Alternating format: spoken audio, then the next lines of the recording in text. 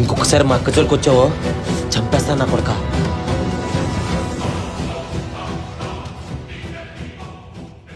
ఈ జీవిత నాటకం చూసారా ఎంత విచిత్రంగా ఉందో.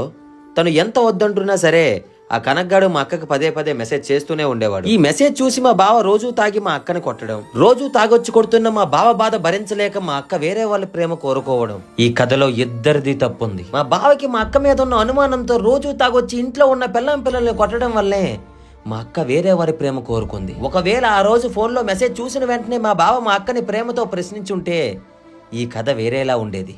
ఒక అమ్మాయి తనకి పెళ్ళవ్వక ముందు ఎంతమందినైనా లవ్ చేయొచ్చు, కానీ ఒక్కసారి పెళ్ళయ్యాక తనకి సర్వస్వం తన భర్తే.